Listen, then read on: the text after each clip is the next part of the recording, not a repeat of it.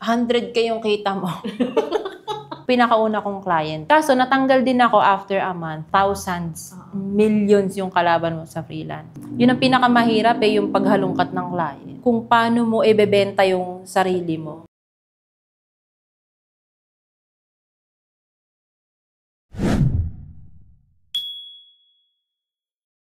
Tapos, since yan, pasok na tayo dun sa topic ng freelancing. Since, parang isa ka sa nalaman ko na nag-freelance ng mga kasama ko sa work before. So, paano ka nakapasok sa pag-freelance? Paano nagsimula at saka kailan? Nagbuntis kasi ako noon, nasa Google. Nasa Google ako, BGC. So, ang biyahe nun, angkas lang di ba?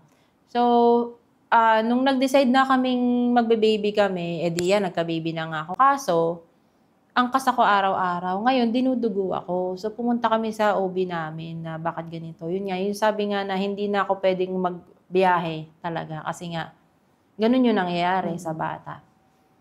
So, para akong na-force eviction, ganun. Kailangan mo talaga mag-resign kasi nga may mangyayari dun sa bata. Ngayon, yung manager ng trainers, si Boss Ana, di ba nauna siyang mag-resign tapos nag-freelance siya. Yun yung sinasabihan ko na, boss, baka hiring kayo, ganun. Ngayon, may alam siya na kumpanya na pasa ka ng resume dito. So, binigay niya yung email, nagpasa ako ng resume. Normal na process nung hindi naman dahil binakapan ka ganun pa din, dumaan ka sa interview, dumaan ka sa mga exam, ganyan. Nakapasok naman ako doon. So, yun yung pinakauna kong client, real estate. Kaso, natanggal din ako after a month kasi hindi ka sanay ng freelance, alam mo yun. Kumbaga, hindi ko na-anticipate yung pressure na ganun pala yun. Ganun pala kahirap. So, ang dami kong backlogs, ang dami kong nakakalimutan, sunggaliti ako nung first month. Kaya, pagkatanggal ko doon ako mismo talaga nahirapan. Kasi yun na ikaw yung maghahanap mismo ng client mo. Hanggang sa, nakakuha naman, swerte, tumagal ng 5 taon. 5 years ka dun sa pangalawang client mo. Ano yung first client mo? Reva yun? So talagang ang hirap ng yung journey ng paghahanap, no? Kasi madali yung i-refer ka kasi meron na silang na-introduce na company, dadaan ka na lang sa hiring process. Papasahan mo na lang di ba? Tapos parang na-brief ka na itong company na to ay ganyan. So pag in-interview ka, sabihin mo ganun, di ba? So yun ang pinakamahirap yung paghalungkat ng client. At saka kung paano mo ibebenta yung sarili mo. Tapos, since galing tayo ng technical, tapos magre-real estate ka, so hindi mo talaga siya niche. Noon bang naghanap ka na ng sumwak dun sa niche mo or, okay, so talagang yung... Customer service na talaga. Customer service. Ano yung nagko-calls ka or... Itong mga pinasukan ko, sinadya kong hindi maghanap ng calls kasi nga may bata. So, doon lang ako lagi sa chat, sa email, gano'n. Okay. So, ganun lang yung takbo niya. Pero yung fresher, that time is, anong year yan? 2019. Noong mga time na yan, kumusta ang sahod ng mga freshers sa yung mga bagong salta sa pag-VA or sa pag-freelance? Alam mo, malaki na din yun Nag-umpisa ako ng 35. Okay. Parang halos natapatan yung inalisan mong work. Working from home ka pa, no? Hindi mo na kailangan pumunta sa office every Tapos walang kaltas. Oo, actually, isa pa yon. Tapos depende pa sa palitan ng dollars. Di mas mataas sa 35 pag mas, di ba, mas mataas yung dollars. Yun. So, ano yung mga naging perks, aside sa mga nakwento mo kanina, yung perks ng pag-freelance? May perks ba? Hindi. Siguro yung pinakaayaw natin, biyahe. Di ba? Biyahe. Tapos, hindi ka nagmamadali kasi pwede kang mag-alarm 5 minutes before yung shift Tapos, pag tayo mo sa kama, lipat ka na dun sa upuan mo, yun na agad yun, di ba? Plus, mas, ang gandang katrabaho ng mga direct client. Totoo. Kasi, yung feedback nila as in, on the spot, tapos straightforward sila. At saka tutulungan ka talaga nila na mag-improve. Wala silang pakeme. At saka, nare-recognize nila kung ano yung nagagawa mo sa kumpanya talaga nila. As in, sasabihin nila sa'yo. Oo. Actually, totoo yun kasi dun sa previous company ko, meron ka lang konting magawa, good job ka. Alam mo, paparamdam nila na, oy, may party ka na nai-contribute. Tapos, hindi pa na, ang tawag dito, kasi diba usually sa atin before sa BPO, ang daming dinadaanan ng message from client, pababa sa atin. Kaya pagdating sa atin, parang ang worst na nung scenario. Unlike kapag sila, ibibigyan ka lang nila, ito lang yung kailangan mong gawin, ito yung improve mo. Hindi na kailangan na dadaanin ka sa NTE ng Saka gusto ko yung mahalaga sa kanila yung yung feedback mo. Tatanungin ka nila ng tatanong, what do you think? What do you think? Parang on a personal level kanila kausapin, hindi na, agent ka lang wala kang wala kang sabi dito sa amin. Totoo yun. Uma-accept sila ng kung ano yung mga ideas mo. Iaano nila parang kukunin nila, parang ang tawag dito, basta ilalagay nila sa listahan nila na i-consider nila para dun sa mga possible improvement. Oo, totoo yun. Plus, hindi masyadong mahaba yung pakikipag-negotiate sa hiring. Hindi ka na dumadaan na kung saan-saan. Talagang sila lang.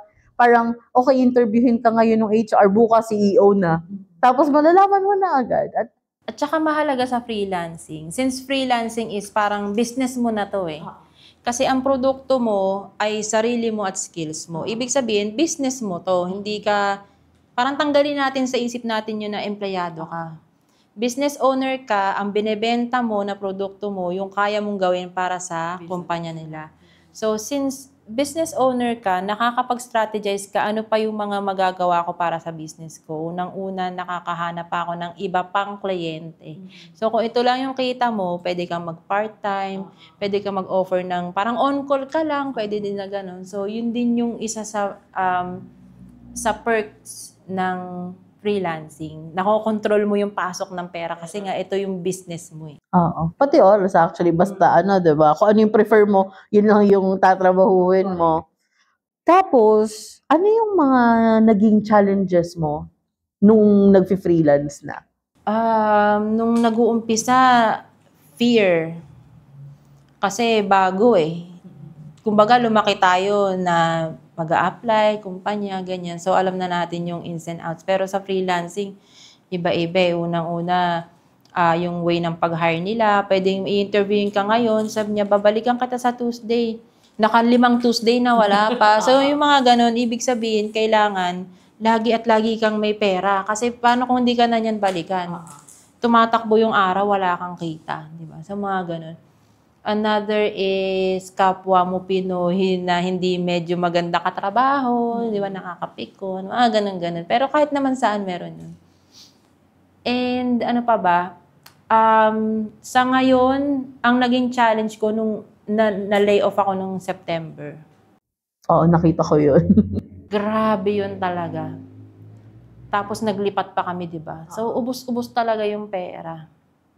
Ang napansin ko, ang daming magaling ngayon na nag-a-apply. Ako, alam ko lang customer service. Pag tinignan ko yung resume ng iba or yung experience ng iba, halos lahat ng bagay sa freelancing, alam nilang gawin. Graphics, SEO, executive assistant. Alam nilang lahat. Anong laban ko doon? Customer service lang alam ko, di ba? So, yun yung challenge. Kailangan hindi ka titigil mag-aral. Oo, kasi milyon yung kalaban mo, 'di ba? Yun. So yun yung challenge talaga. Makita mo minsan sa Upwork, ito yung ini-interview nila, ganito karami yung invite, 'di ba? Sobrang dami. Kaya yung iba talagang iniisip nila madali lang, paupo-upo ka lang naman dyan, computer ka lang sa coffee shop. Di ba yun yung usual na thinking ng mga tao ngayon? At saka hindi lang Pinoy ang kalaban mo, buong mundo. India, ang dami. Kasi mas mababa ang rate nila kaysa sa Pinoy, di ba? Aminin natin. Mexico, Argentina, Mexico, may mga, Southern America. So, ang dami, hindi lang siguro thousands, millions yung kalaban mo sa freelance. Oo, totoo. Tapos advantage pa nila, bilingual sila. Syempre, kung nasa Southern America sila, Amerikano sila. So, yun yung mga advantage nila. Tapos yung iba, mababa ang rate. Ganun. Yun. So, ano ba yung mga expectation ng tao kapag sinabing freelancing? Expectation. Ng tao.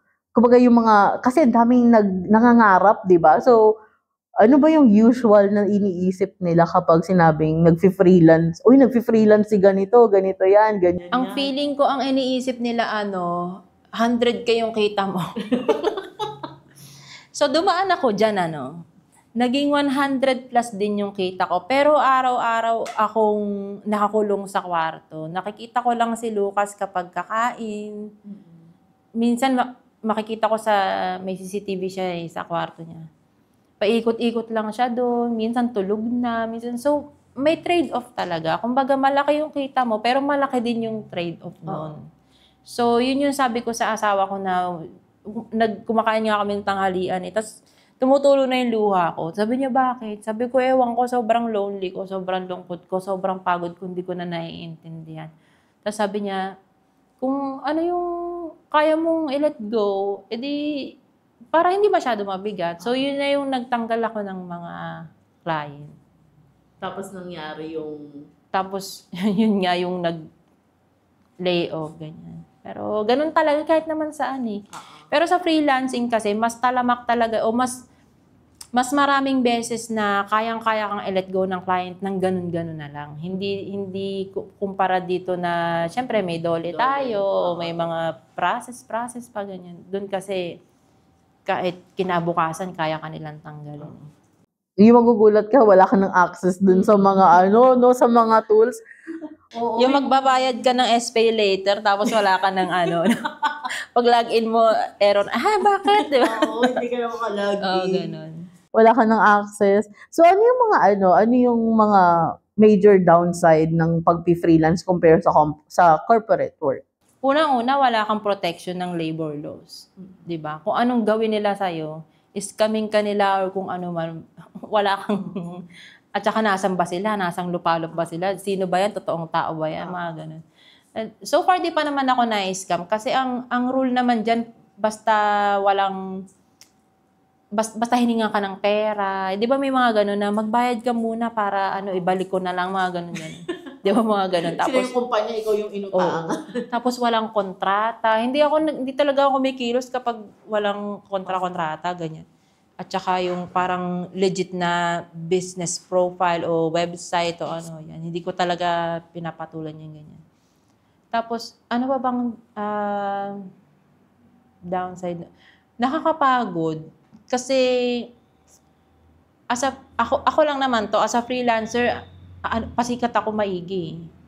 So, I can go far and beyond dun sa ko. Though, dapat talaga may boundaries, Unang-una may boundaries. Kaso, gusto ko ipakita sa kanila na deserve kong magstay dito, kahit anong mangyayari. Kasi ito yung kaya kong gawin para sa inyo. So, yun, medyo pagoda, ganun naman. Well, yun din kasi freelance ka nga, so anytime pwede ka nilang tanggalin. So, kailangan mong mag-earn ng, deserve ko na ako yung last dun sa listahan ng tatanggalin ninyo. Ipuprove mo talaga na kaya ko to, kahit tanggalin nyo silang lahat, kaya ko magstay dito. Babayaran ka nila eh. Kasi dun sa previous job ko din, pabida-bida kasi nga freelance. Tapos nakakatakot. Kasi nung lumipat ako dun, zero talaga ako. So, ang sistema nun, every week nagtatanggal. Kasi sales eh. So, tapos weekly, makikita mo, nire-remove na lang sila sa GC. Tapos, kailangan mo mag-perform. Nagbabayad ako ng laptop, di ba? Yung mga investment na nag-freelance. Ayun. So, kailangan mo talaga magpakitang gilas kasi anytime pwede ka na tanggalin. Madali lang sabihin na hindi na kaya ng payroll kasi di ba, sobra na yung tao, yung budget para dito is ganito lang para sa campaign. So, yun nga. So, parang same scenario dapat talaga galingan mo lang. Pero in reality talaga kasi dapat hindi ka maabuso sa trabaho, di ba? Tsaka with that, di ba, dahil nga medyo pasikat, burnout. Wala ka ibang kausap eh. Tapos nasa bahay ka lang. Wala ka ng separation ng work at saka bahay. Kasi iisa na lang yun eh. Tapos wala ka pang kausap. Eh di ba sa office, iwan natin naka-hold yung customer, punta tayo sa bakla, ano na, di ba pag ganon? Eh sino gaganunin ko dyan? Aso namin, anak ko, di ba? So, mental health din talaga. Damay na damay talaga yung mental. Oo, totoo yun. Kaya nga parang may time na kahit antok na ako, puyat ako, gusto kong pumunta sa mall para lang malibang yung eyes ko kasi nga yung kwarto mo, yun na rin yung office mo. 'Di ba? Parang ito na lang araw-araw tapos pressured ka pa sa work mo. So, kailangan ng iba. Kaya minsan pag naisip ko, namimiss ko yung ingay ng office, yung mga bakalang iingay sa... Tsaka pagdadamit, yung bibili ka ng bagong damit kasi pang office mo, ganun. Ngayon, wala na. Kumbaga parang wala ka ng ibang bagong gagawin. Ganun. So, yung mga gusto mag-start, saan sila dapat magsimula? I mean, ano yung mga couple tips na pwede mong ibigay? Nung nag-i-start ako, since na-stuck tayo doon nga sa call center customer service, kailangan i-assess mo yung sarili mo. Kasi sa resume, nakalista yung professional skills, tools o systems that you know how to use, at saka yung mismong description ng trabaho mo. So, i-assess mo yung sarili mo, ano-ano ba yung mga skills ko? Ano-ano yung mga tools na kaya kong gamitin, Zendesk, Slack, Salesforce. Babalikan mo yan isa-isahin mo yan.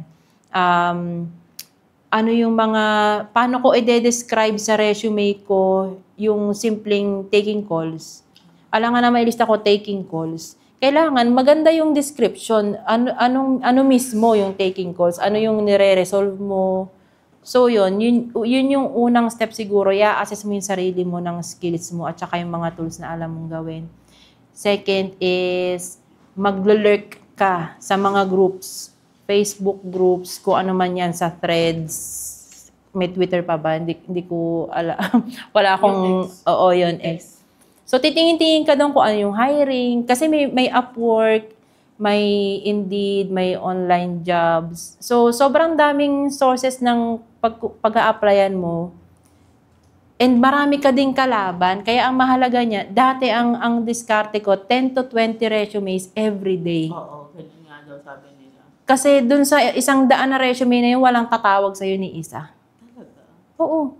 Kasi ang dami mga kalaban Kaya kailangan pagandahan ng resume, di ba nagpapa-video intro pa sila, pagandahan ng intro video. So, kailangan mag-excel ka din sa ganun. Tapos maghahanda ka ng ng equipment mo. Kasi dati may nakasabay ako sa training. Wala daw siyang computer, Tapos di ba magko-calls na kami. Tapos nagagalit siya dun sa management na wala siyang laptop. Bakit ka nagagalit na wala kang laptop, di ba? Kasi ang sabi nung kumpanya namin, papadala namin kayo ng laptop. Pero intay lang kayo kasi nga syempre ang dami, di ba? Tapos galit na galit siya, wala na akong kasi phone lang yung gamit ko, ganun. Kuda siya ng kuda sa GC, ganun. So parang, yun ang una mong isi-secure kasi naghahanap, business mo nga yan Kailangan equipped ka, meron kang phone na merong mga communication apps, may laptop ka, may wifi, yung ganun mga basic. Ganun. Oo. Tapos, mentally or maliban doon sa equipment, sa personal nila, ano yung dapat ready sila? Kailangan hindi sila natatakot mag-fail. Kasi sa 5 interview mo sa isang linggo, baka walang maipasa.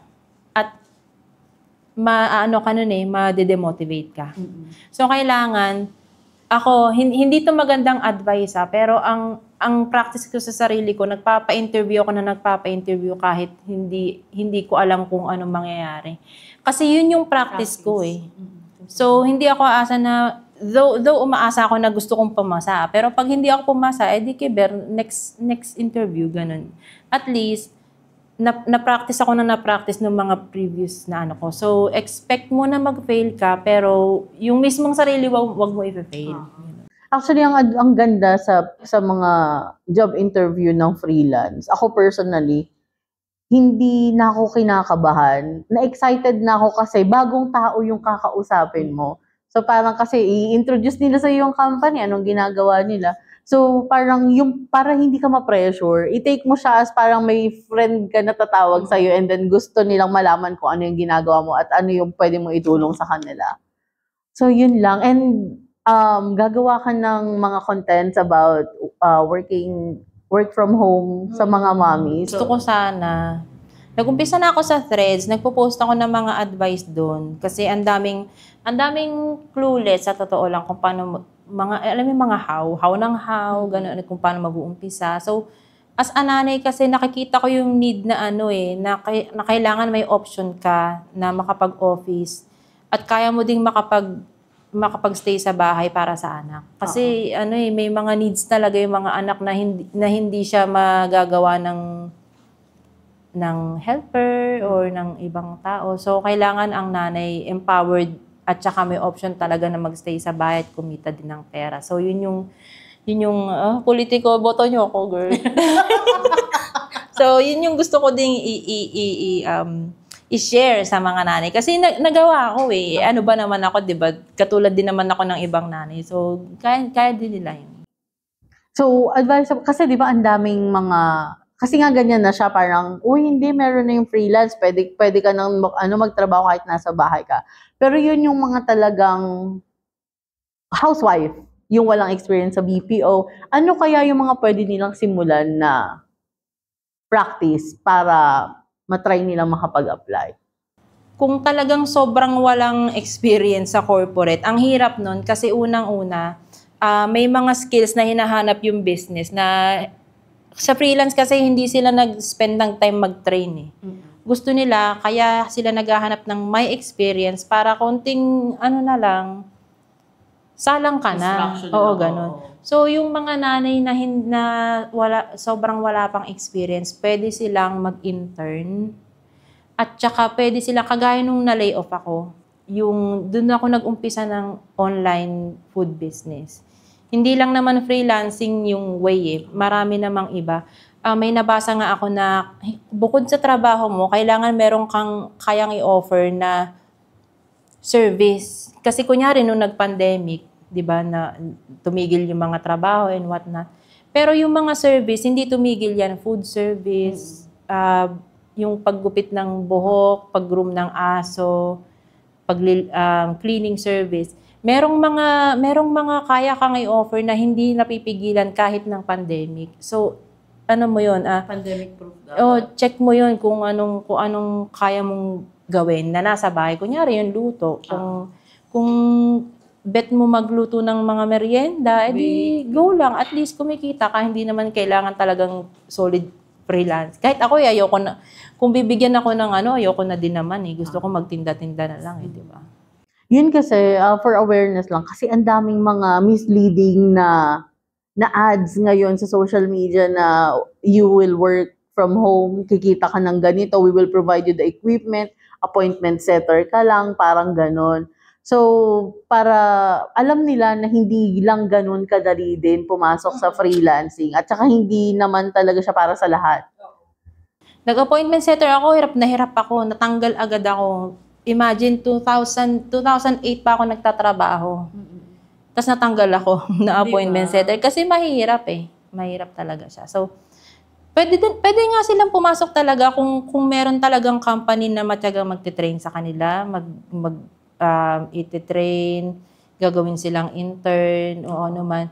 Kung makachamba sila, edi maganda. Pero hindi lagi at hindi lahat ng kumpanya gano'n. Oo. At saka yun nga, yung mga misleading na ads sa social media, tapos hihingan sila ng pera. Oo, wag ganun.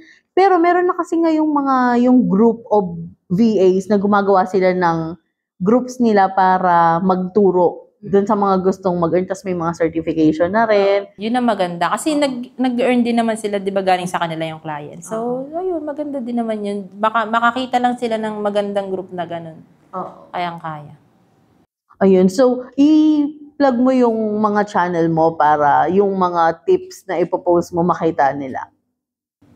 Wala naman. Yung thread, dun ka ba lagi nagpo-post? Sa thread ako nagpo-post kasi yun lang naman yung nakapublic ko na social media eh.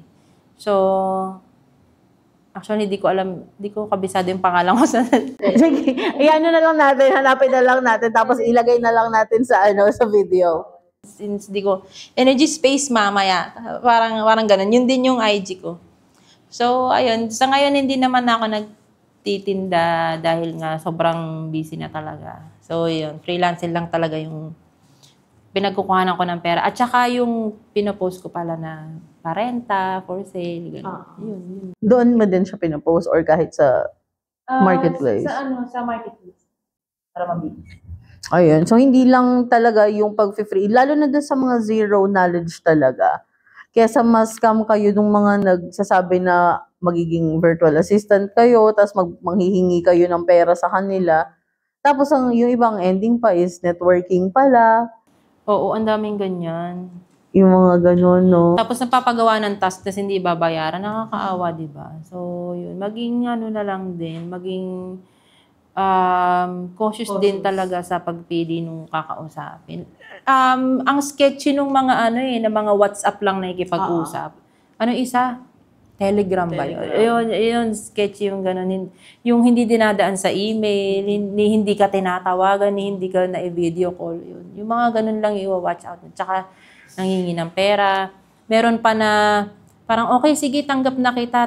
Pero bilin mo yung coupon, bumili ka ng coupon na ganito kasi parang kailangan ko yan sa work, tas parang i-reimburse na lang kita. Yung mga ganon, yun. Pabibiling ka nila ng parang hindi ko matandaan. Basta may pabibili sa'yo, nasasabihin na kailangan to sa work, bilin mo to for $250.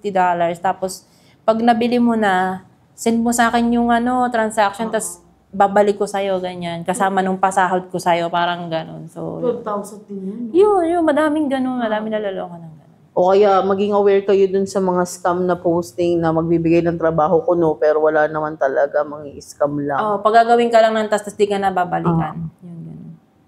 Okay. So, yun. Okay na. Okay na. Thank you. Thank you so much.